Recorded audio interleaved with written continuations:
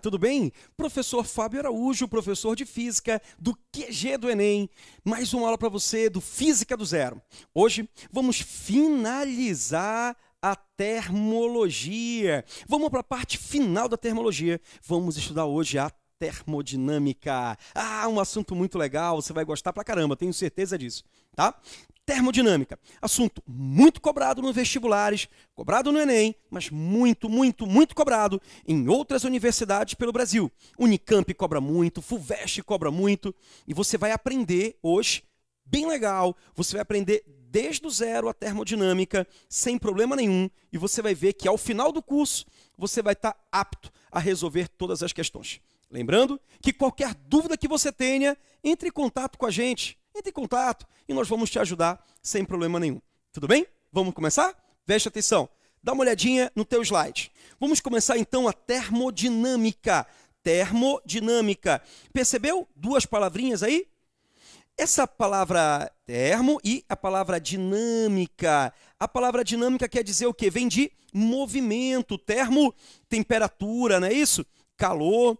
Se eu for levar ao pé da letra, a termodinâmica estuda o movimento do calor. Movimento do calor, basicamente é isso que nós vamos trabalhar. Vamos trabalhar com a ideia de gases ainda, vamos trabalhar com as máquinas térmicas, com o trabalho que um gás realiza quando ele recebe calor, entendeu? É isso que nós vamos trabalhar na termodinâmica. Mas para poder entender isso direitinho, bora lembrar algumas coisinhas? Vamos lá? Preciso que você lembre. Continua prestando atenção no teu slide. Primeiro, a ideia de energia térmica. O que é energia térmica? Você lembra que então tem um recipiente. Dentro desse recipiente eu coloco uma certa quantidade de gás. Essas moléculas do gás, elas estão paradas? O que você acha? Claro que não, né? Lógico que não. Elas estão em um movimento desordenado, um movimento browniano.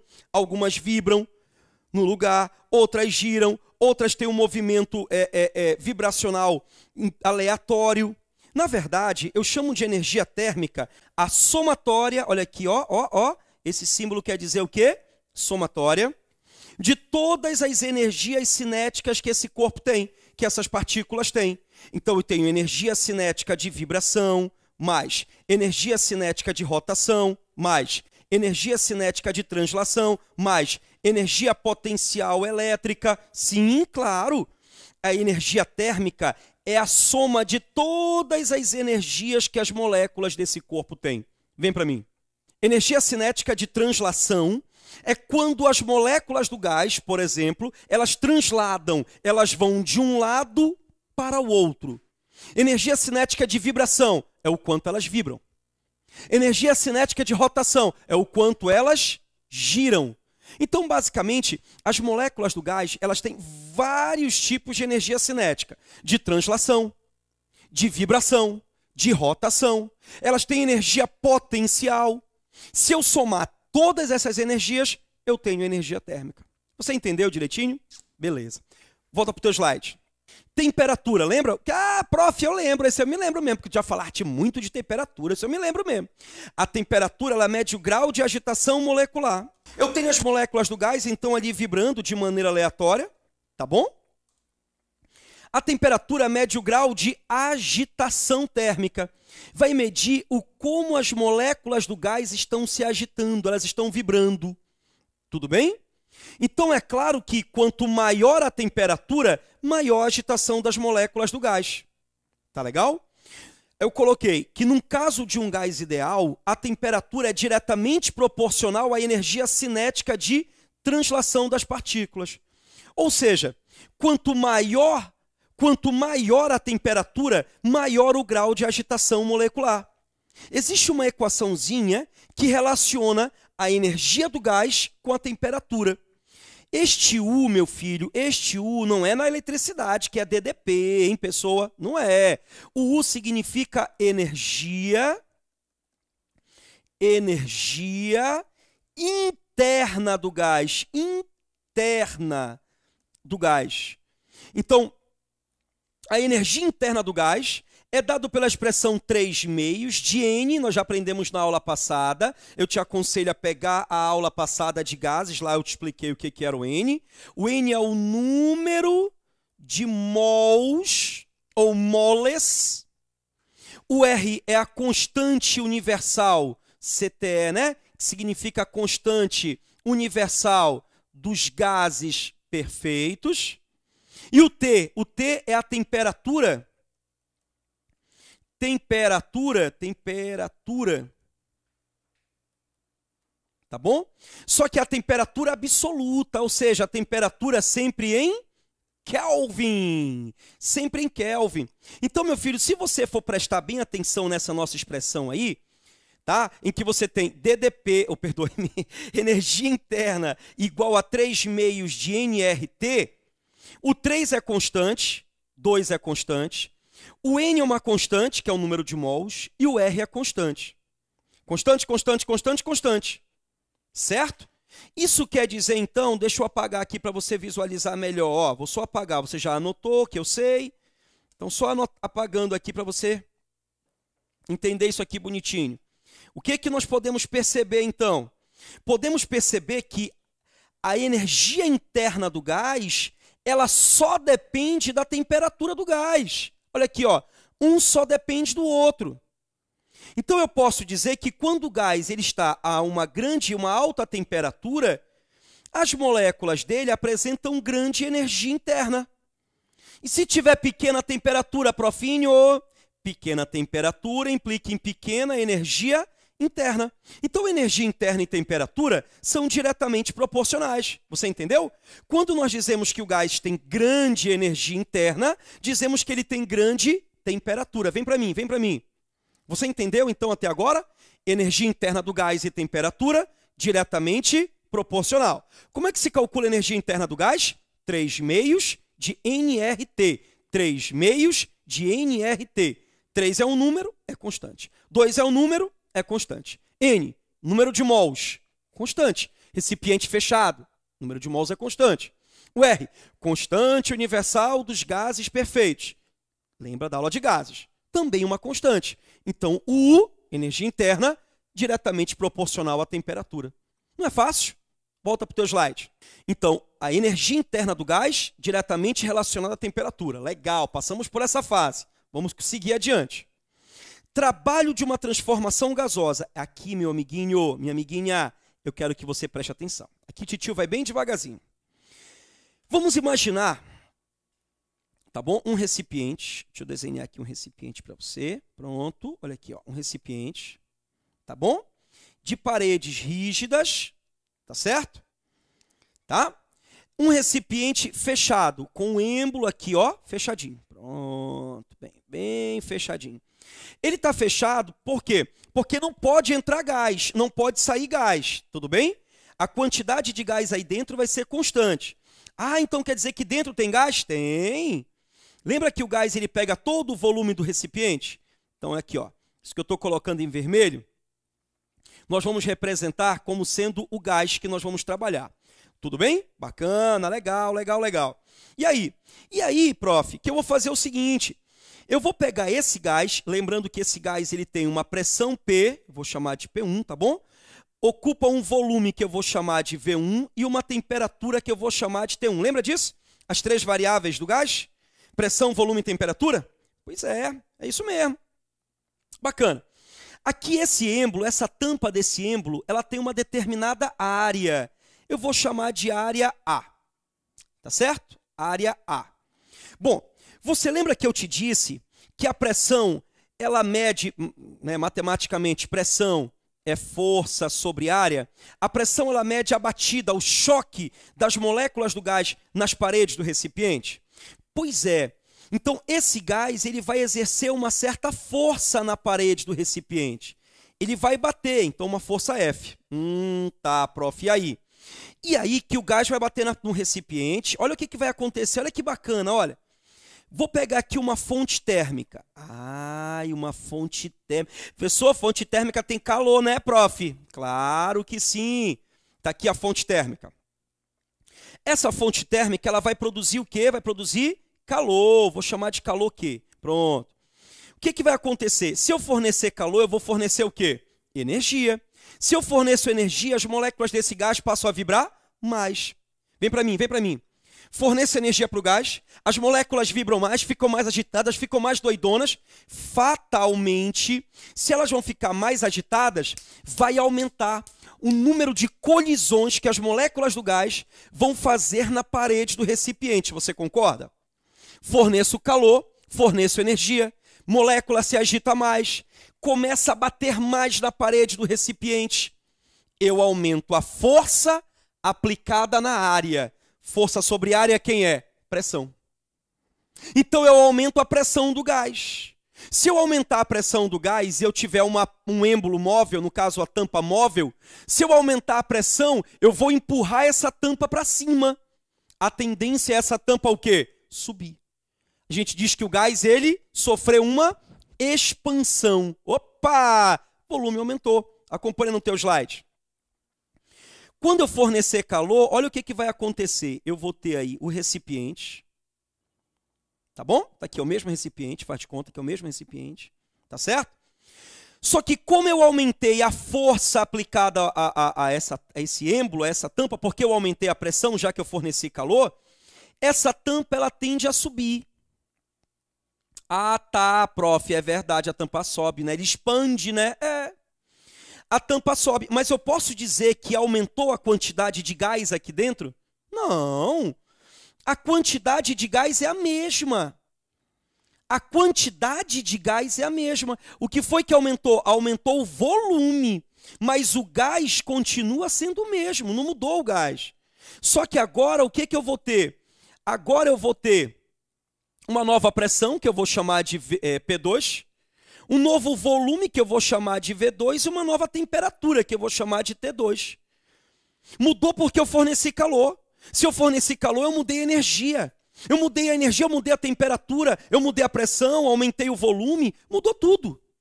Se você notar bem, eu quero que você preste muita atenção para isso. Se você reparar bem, olha aqui, ó, esse êmbolo ele estava inicialmente a uma certa altura. Tá, em relação ao solo. Depois que eu aqueci, olha o que aconteceu. Ele está agora numa nova altura.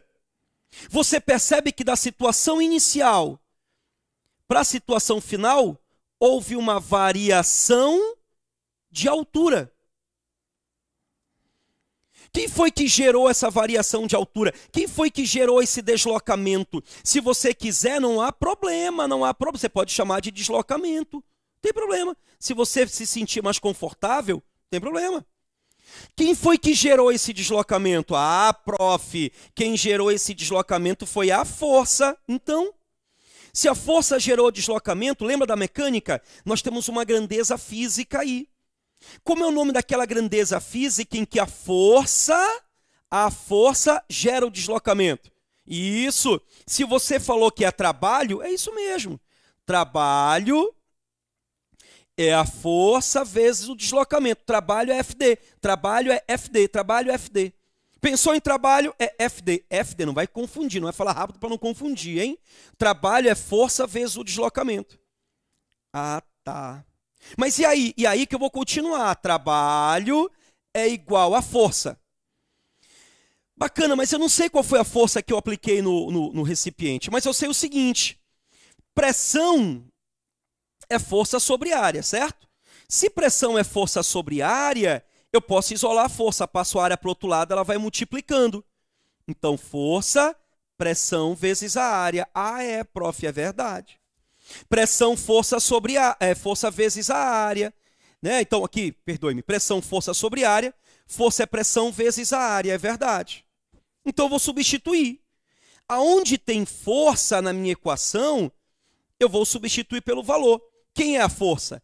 É a pressão que o gás exerce, multiplicado pela área que ele vai exercer essa pressão, vezes o deslocamento. Você concorda que esse deslocamento é a variação de altura que esse gás subiu? Então, se o deslocamento é a variação de altura, eu vou substituir. Aonde tem deslocamento, eu coloco variação de altura. Ah, apareceu um negócio que você é muito bom, matemática. O que é isso aqui, ó? A área da base multiplicado pela altura. Se você lembra, por definição, volume é Como é que se calcula o volume? Hein? Área da base vezes a altura. Volume, área da base vezes a altura. Meu filho, se o volume é a área da base vezes a altura, quem é a área da base vezes a variação de altura? Olha, volume, área da base vezes a altura. Se eu tiver área da base vezes variação de altura, então eu tenho variação de volume. Qual é a conclusão que eu posso chegar? Que o trabalho é igual à pressão vezes a variação de volume. Eu não sabia que era só isso. Pois é, mas é. Trabalho é pressão vezes a variação de volume. Vem comigo, olha para mim aqui, olha, rapidinho. Presta atenção no que o titio vai falar para você. Um gás, ele só realiza trabalho ou sofre trabalho se e somente se o seu volume mudar. É isso mesmo. Só há trabalho de um gás quando houver variação de volume. Ou o volume aumenta ou o volume diminui. Mas eu tenho que ter variação de volume. Você está entendendo direitinho? Então, ou o volume vai aumentar ou o volume vai diminuir. E, pessoal, e se o volume se mantiver constante? Aí o gás não sofre trabalho e nem realiza trabalho. O trabalho é zero, o trabalho é nulo. Então, ou o trabalho ele é positivo, ou o trabalho ele é negativo. Ou pode ser nulo, mas quando ele vai ser nulo? Quando o volume não mudar. Vem para o teu slide para você entender direitinho. Ó. Aqui eu vou colocar os sinais do trabalho. Tá bom? Então, ou esse trabalho, ou este trabalho, ele vai ser positivo, ou este trabalho, ele vai ser negativo. Ah, ele pode ser positivo e negativo, prof? Pode. Quando ele vai ser positivo? O trabalho vai ser positivo quando houver um aumento de volume. Quando ele vai ser negativo? Quando tiver uma diminuição de volume. Vem comigo agora, olha para mim. O volume aumenta, e se ele aumenta, a gente chama isso de expansão. Ou o volume diminui, e se ele diminui, o volume se ele diminui, nós temos uma compressão, e o trabalho é negativo. Trabalho positivo, expansão, volume aumenta. Trabalho negativo, compressão, volume diminui. Ou o volume aumenta, ou o volume diminui. E, prof, esqueci. E se ele ficar constante? Volume constante, trabalho é zero. Não tem trabalho. Tudo bem até aí? Volume aumenta, expansão, trabalho positivo. Volume diminui, compressão, trabalho negativo. Show de bola? Bacana, vem comigo. Muito cuidado com o detalhe. Eu poderia construir um gráfico, tá? Uma análise gráfica aqui, ó. Eu poderia construir um gráfico, tá certo? Da pressão em função do volume. Poderia ser a pressão em newtons por metro quadrado, por exemplo, sistema internacional, em função do volume dado em metro cúbico, por exemplo. Nesse gráfico, ele poderia ter qualquer forma, tá legal? Vou colocar uma forma aleatória aí, pronto. Uma forma qualquer. Não importa. Qualquer figura geométrica. O que acontece é que neste ponto aqui, ó, eu tenho um volume V1, tá certo? Para uma pressão P1. Aqui, olha, um volume V2, tá certo? Para uma pressão P2. O que eu posso te afirmar aqui, meu filho, minha filha, é que tanto a pressão quanto o volume estão mudando. Essa equação de trabalho P delta V, ela só é válida quando essa pressão for constante. Isso aqui é importante você saber, tá? Quando for constante. Quando a pressão variar, que foi o meu exemplo anterior, quando a pressão variar, o que acontece? Como é que eu resolvo isso? Sempre que a pressão varia, eu vou ter que recorrer para o gráfico. Eu vou ter que recorrer para o gráfico. Você vai perceber que vai se formar uma área bem aqui. Esta área que eu desenhei, essa dificilmente você vai poder calcular, tá bom? Então, na tua prova do vestibular, ele vai te dar uma figura geométrica conhecida. Um quadrado, um triângulo, um retângulo, um trapézio, uma figura geométrica qualquer conhecida. Sempre que eu tiver o gráfico da pressão em função do volume, o trabalho desse gráfico ele é numericamente igual a área desse gráfico. O trabalho do gráfico é numericamente igual à área. Ou seja, basta você calcular a área da figura. Pode ser um retângulo, um triângulo, um trapézio, um círculo, não importa. Se você calcular a área da figura geométrica, você já tem o trabalho do gás. Trabalho P ΔV é somente quando a pressão é constante. Esse volume não pode ser constante, hein? Se não houver variação de volume, o trabalho é zero. Tudo bem? Tá entendido aí? Eu te aconselho a dar um pause nesse vídeo. Copiar esse esquema que eu coloquei para você. É muito importante você copiar. Principalmente a convenção de sinal. Copia, coloca aí na frente do seu computador, coloca na frente aí, aí na sua parede, na porta no seu guarda-roupa. É importante você entender essa transformação gasosa. É importante você entender o trabalho na transformação gasosa. Principalmente, reconhecer quando o trabalho é positivo ou negativo. Positivo, eu posso dizer, sempre que o trabalho for positivo, eu posso dizer que o gás realiza trabalho. Tá bom? O gás realiza trabalho. Então, o gás realiza trabalho. E quando ele é negativo? Quando ele é negativo, o gás sofre trabalho. Eu posso dizer que o trabalho positivo é o trabalho, até colocar assim, ó, positivo é o trabalho feito pelo gás. É o trabalho feito pelo gás. Já o trabalho negativo eu posso colocar assim, ó, que é um trabalho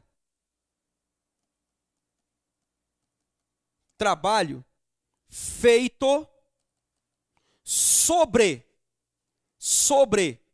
o gás.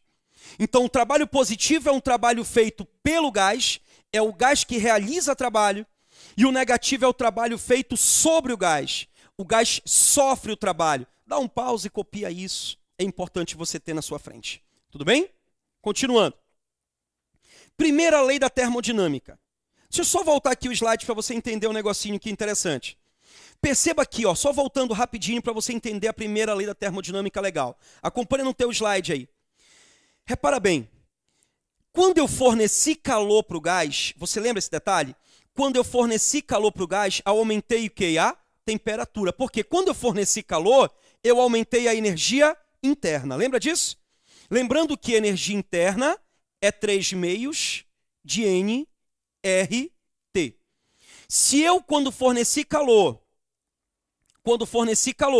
se eu aumentei a energia interna, porque calor é energia, então eu aumentei a temperatura. Forneci calor, aumentei a energia, aumentei a temperatura. Ao aumentar a temperatura, o gás realizou o trabalho. Então o calor que vem para mim. O calor que eu forneci para o gás serviu primeiro para aumentar a energia interna do gás, para ele poder realizar trabalho. Sacou? Sacou aí? Primeira lei da termodinâmica, acompanha. Vamos supor que eu tenha fornecido 1000 calorias para o sistema. Foi de energia que eu forneci. Dessas 1000 calorias, ele usou 400 calorias para aumentar a energia interna. Opa! ΔU. Delta é variação. Como é que se calcula esse ΔU?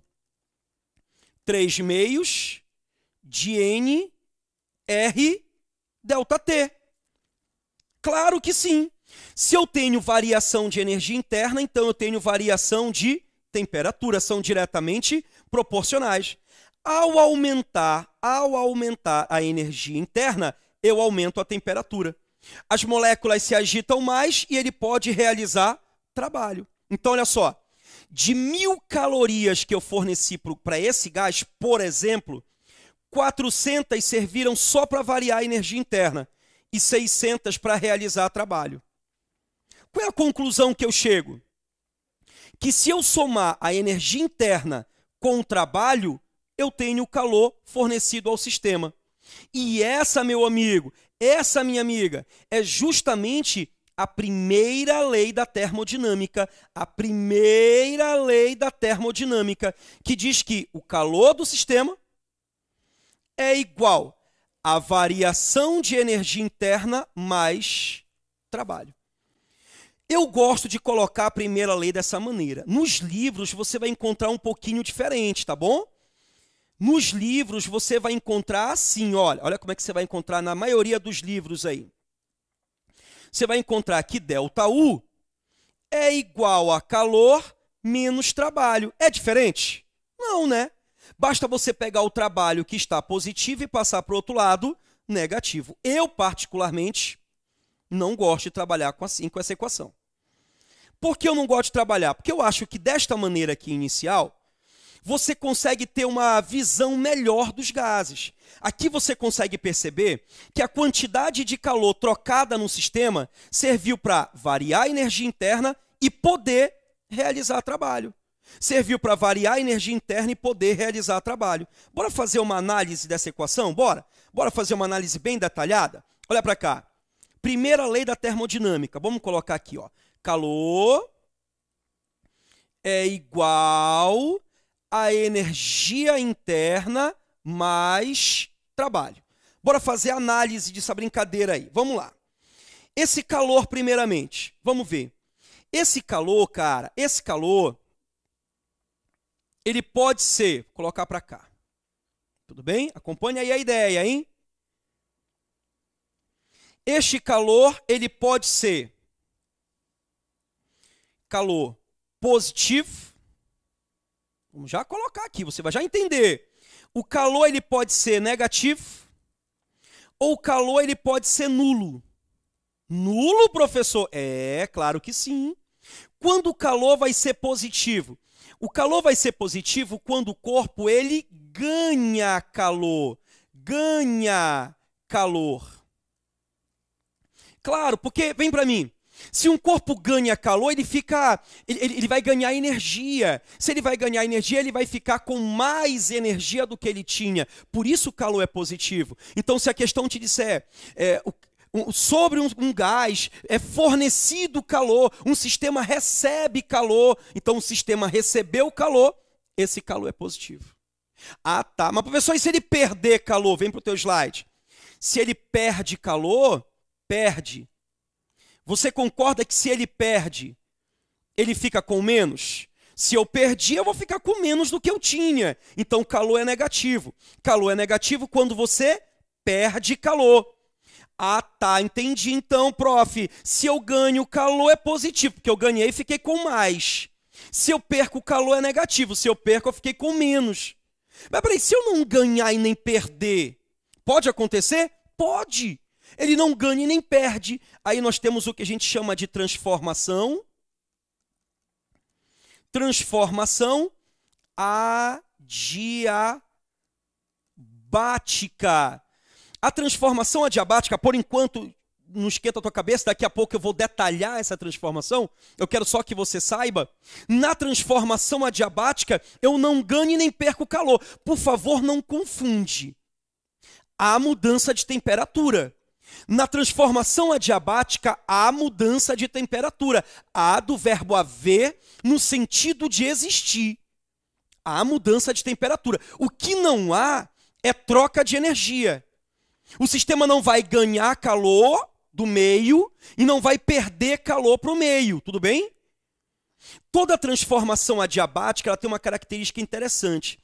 Toda transformação adiabática é sempre uma transformação muito rápida. Então, toda vez que você ouvir que foi uma transformação rápida, abrupta, imediata, então ele expandiu rapidamente, ele comprimiu rapidamente. A palavra rápida é uma transformação adiabática. É aquela que ocorre sem troca de calor. Ele não vai ganhar calor, ele não vai perder calor. A quantidade de calor do sistema é constante. Tudo bem? Tá entendendo direitinho? E o ΔU? O ΔU também, cara, também. O ΔU também pode ser positivo, negativo ou nulo. Bora colocar? ΔU, ele pode ser positivo. ΔU, ele pode ser negativo. ΔU, ele pode ser nulo. Tá, profinho, e aí? E aí, quando ele vai ser positivo? Quando aumentar a temperatura, ou seja, quando eu tiver um aquecimento. E quando vai ser negativo? Quando ele esfriar, né? Eu tiver um resfriamento. Então, se eu tiver um aquecimento, o ΔU é positivo porque a temperatura aumenta. Lembra? Energia interna depende da temperatura. Se for negativo, ocorreu um resfriamento, a temperatura diminuiu. Tá, prof, e quando o ΔU é zero? Já sei. É quando a temperatura é zero. Claro que não, doido, claro que não. O ΔU é zero quando a temperatura nem aumentar nem diminuir. Eu tiver uma transformação isotérmica.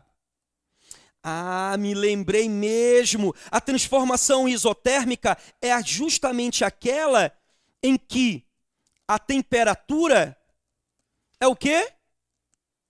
Constante. Ah, me lembrei. Realmente é isso mesmo. Temperatura constante, transformação isotérmica, ΔU é zero, claro. Se a temperatura é constante, então a variação de temperatura é zero. Se a variação de temperatura é zero, ΔU é zero. E para fechar essa ideia, deste trabalho, positivo, negativo e nulo. Também, profinho. Trabalho positivo, trabalho negativo. Deixa eu ajeitar aqui, ó. Trabalho negativo, trabalho nulo. Ficou meio apertadinho, mas vai dar. Trabalho positivo, quando eu tiver uma expansão do gás. Aí você completa no seu rascunho, tá bom? E negativo, quando eu tiver uma compressão do gás. E nulo, quando eu tiver uma transformação. Transformação, o quê? Isocórica. O que é uma transformação isocórica, indivíduo? Você lembra? A transformação isocórica é aquela em que o volume ele é constante. É lógico, porque se o volume é constante, não vai nem aumentar nem diminuir, então não há trabalho. Lembrando, trabalho P ΔV. Se por um acaso esse ΔV for zero, porque o volume é constante, então o trabalho também é zero. Tá legal? Bacana? Ótimo, perfeito. Então, olha só fechando a ideia. Calor ΔU mais trabalho. Calor, positivo, negativo, nulo. Positivo, o corpo ganha calor. Negativo, o corpo perde calor. E nulo, transformação adiabática. Transformação adiabática é uma transformação rápida. ΔU, positivo, negativo, nulo. Positivo, aquecimento, porque existe um aumento de temperatura. Negativo, resfriamento, diminuição de temperatura. Nulo, transformação isotérmica, temperatura constante. Legal, não há variação de temperatura. Expansão, trabalho positivo, aumenta volume. Negativo, diminui volume, compressão. Nulo, não há mudança de volume. Ah, legal, volume é constante, trabalho zero. Vem pra mim. Amiguinho, segura aí, me espera, eu já volto. Bora pro intervalo? Vou pro intervalo, vou tomar uma água e volto. Vamos lá. Já estamos de volta com exercício, hein? Te liga, fica comigo.